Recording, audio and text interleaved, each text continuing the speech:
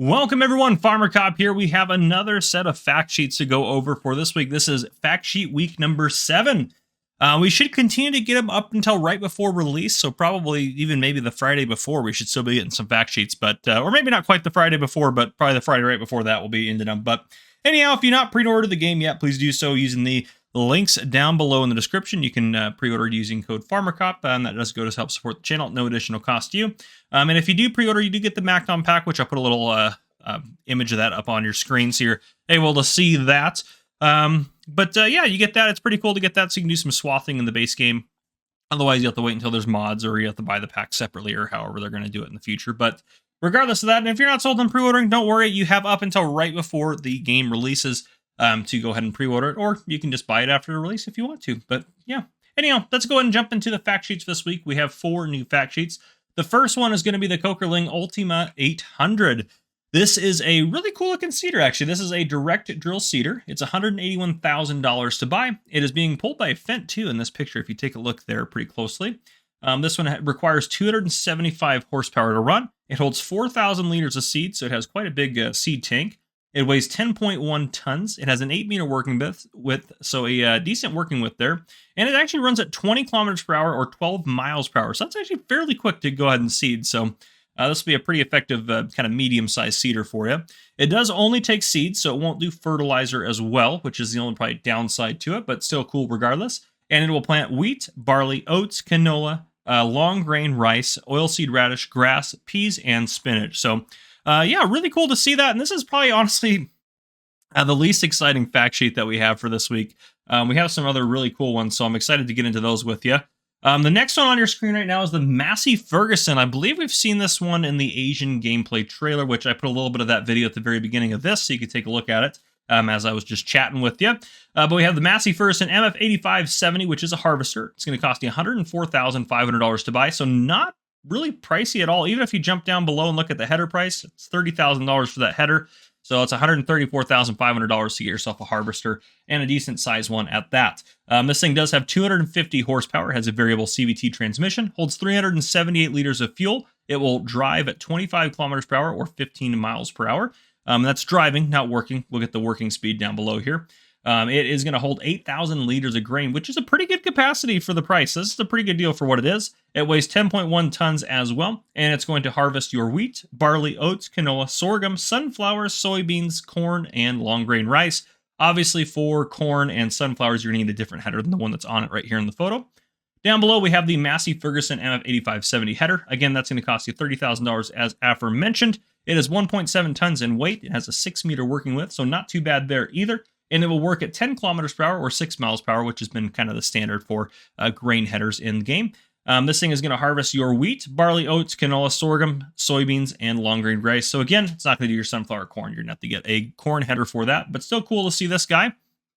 Moving on from there, we have a couple pieces of equipment here from Amity. The first one up there is the Amity 2720 Harvester Scrub. That is a sugar beet harvester. Really cool looking piece of equipment, honestly. And it's not something I don't think we've had ever before. So yeah, definitely really cool. I like this a lot, and for a few reasons here.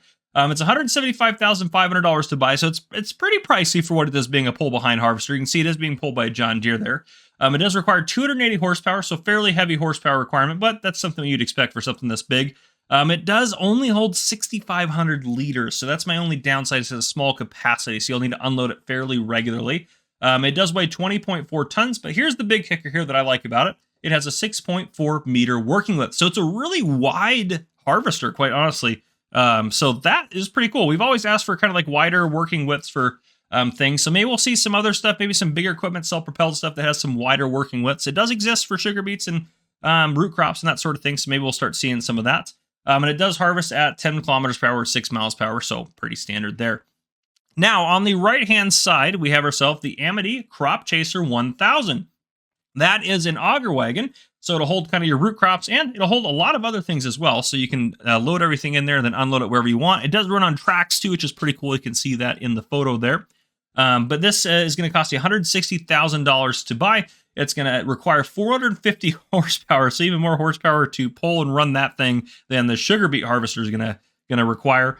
And it's going to hold 60,900 liters of whatever you're going to put in it. And then it's going to weigh 21.8 tons. Now, if you zoom in down there, the bottom left-hand corner, we get a lot of icons for what this thing is going to hold. So starting from the top row left to right, we have wheat, barley, oats, canola, sorghum, sunflower, soybean, corn, potatoes, sugar beets, red beets, carrots, parsnips, long grain rice, rice. We have green beans, peas, spinach, sugarcane, wood chips. And then if we go down to the bottom row there from left to right, we have cut sugar beets, silage, grass, hay, straw, manure. Then we have iron right there. Then we have pig food. We have chaff. Then we have fertilizer. Then we have salt, which is like your road salt. Then we have mineral feed, seeds, lime, snow. We have forage. Then we have olives. And then finally, TMR, or total mixed ration. So it holds pretty much anything, which is quite impressive for it. Another thing I really want to note, too, about this image is if you look at it, the sugar beet texture looks really good if you look at that ground there. It's definitely different than it was before, so that's pretty cool to see that on the field. I know that's kind of like the harvested state is what most of it is, and then you see some of the sugar beets over on the left-hand side. I'll also note, too, these sugar beets are obviously topped, and what that means is they have taken the tops off of them before harvesting, so you'll likely have to use a topper over this before you use the Amity harvester, so just be aware of that. But that's been pretty standard for pull-behind harvesters like that, so nothing really crazy new there. Now, if we move on, this is kind of a sugar beet week for us. We have the Agrifac Light Tracks. This is a large self-propelled sugar beet harvester. It is $527,000 to buy. Very expensive, but that's pretty much most self-propelled harvesters. And it's going to have 469 horsepower, a variable CVT transmission, hold 900 liters of fuel, and it will run at 25 kilometers per hour or 15 miles per hour, weighs 21 tons, and it will harvest at 10 kilometers per hour or 6 miles per hour. And again, it only harvests sugar beets.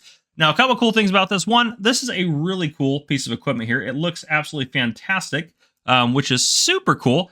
The one thing that I am concerned about, though, is on the left-hand side, it does not have a capacity for the grain tank if there is one. Now, there's no vehicle next to this that's ready to unload into, so I'd assume it has some sort of capacity in it. We just don't know what it is yet.